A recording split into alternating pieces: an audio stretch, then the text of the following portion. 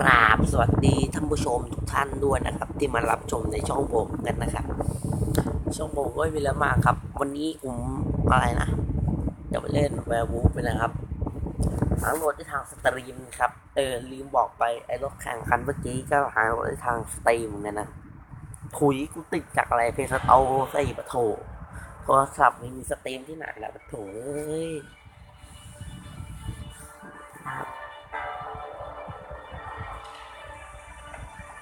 อะไรไม่น่าสนใจนะครับต่อนะครับผมก็แอบเล่นไปประมาณลิ้นหมาเธอแปลกครับ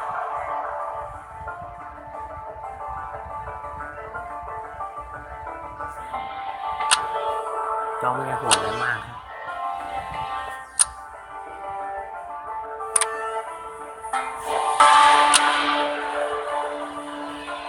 สามารถเปลี่ยนหมาได้นะครับก็เลือกเลยครับมีหมาตัว1 2 3 4 5 65 ตัวนะครับมีเทพมีสกิลมีที่หรือว่าสกิลดักสกิลลองนะครับ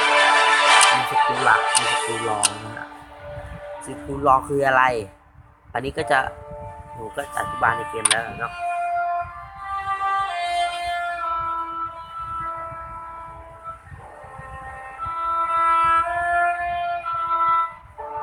หนูจะฟาร์มเมลเอา VP แล้วกันเจ้า VP นะครับ VP คืออะไรบอกว่าผมไม่รู้นะครับก็คือ VP คือการต่อสู้ครับหมาสู้กับหมาหรือไม่ครับสู้กับสู้กันเองนะครับดาบ VP นะครับอันนี้ผมก็ต้องหาคนประลองจะจะไม่ใช่วันนี้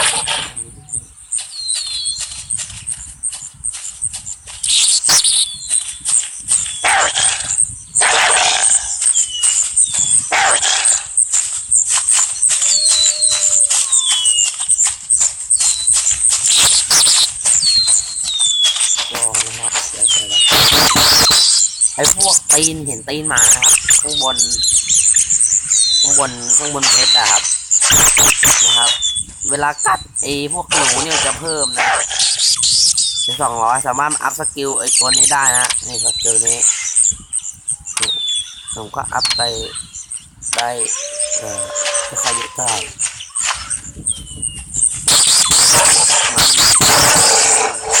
มันจะมีต่างหนูปลา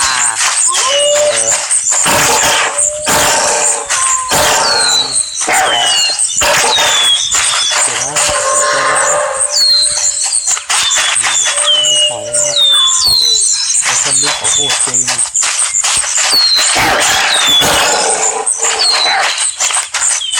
เป็นด่านสู้กันเองนะครับเราต้องทำตามนะเราอยากไปสู้กับเขาเชื่อผมเดี๋ยวผมจะรอดอ๋อผมเล่นด่านนี้ครั้งแรกนะครับมีด่านสู้เองนะฝั่งใครฝั่งมันนะ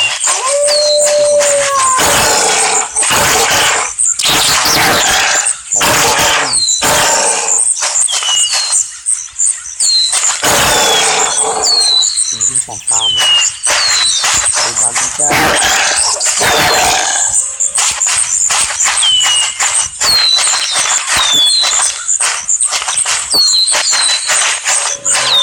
ตัดไปเลยครับผมเลือกตัดเลยแล้วกันนะครับฟาร์มนี้มันต้องใช้เวลานานครับโอเคตัดจำได้ละเราอย่าเล่นด่านนี้ครับด่านนี้เป็นด่าน VIP นะครับเราก็ต้องไปสู้กับหมาตัวอื่นนะครับไอ้นี่ครับมันจะมี2แผนที่ครับหมาใครหมาฟังใครนะครับหมาฟังคนนะโคตรตบเข้าไป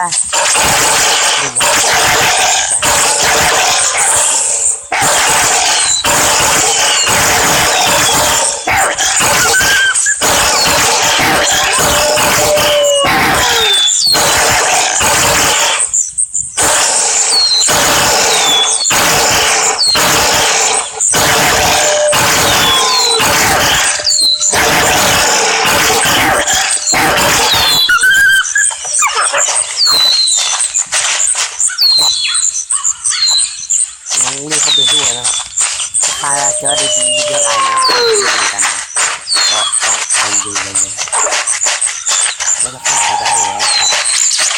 ซึ่งตอนนี้ผมก็แปด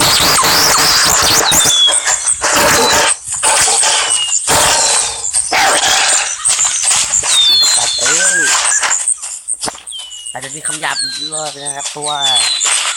ผมก็ต้องใช้คำหยาบนะครับและมีสิ่งที่นิสัยของผมตั้งแต่ป .5 ป .6 แล้วครับ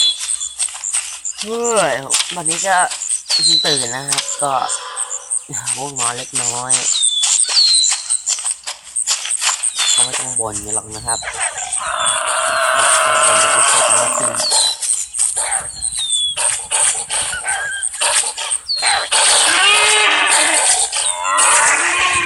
ิกิวครับกิวไปครับไปไหนสัตว์ไปไหนเชี่ยกลับมาติดตามผมมากนะแล้วต้องมาบวกกับสายวัว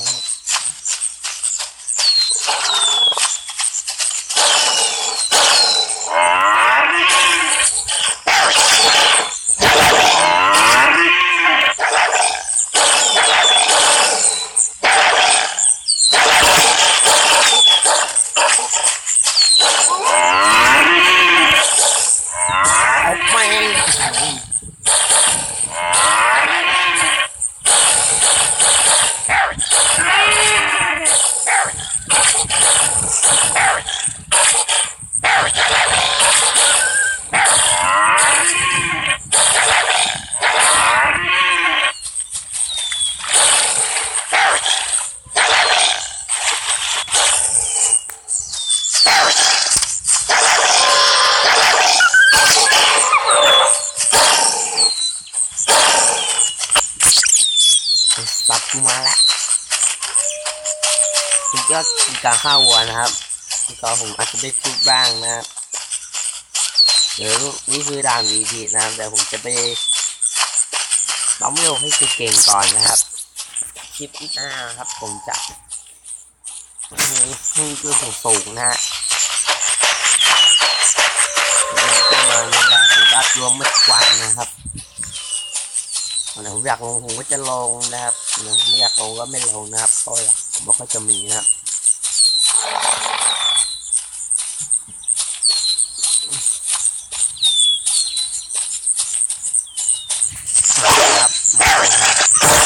ใส่ก่อนได้ก่อน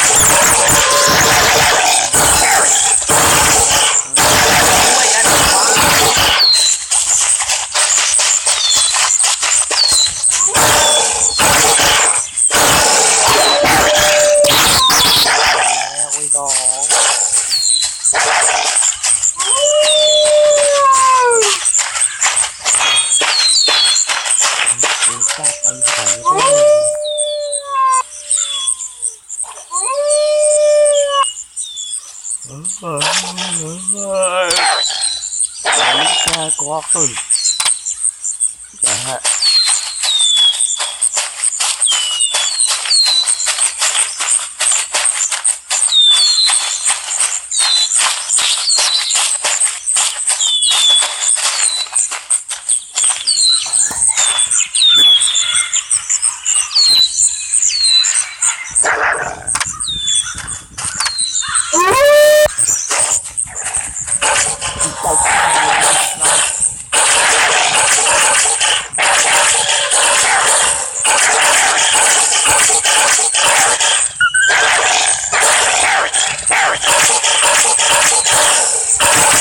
ด้วยกันแล้ว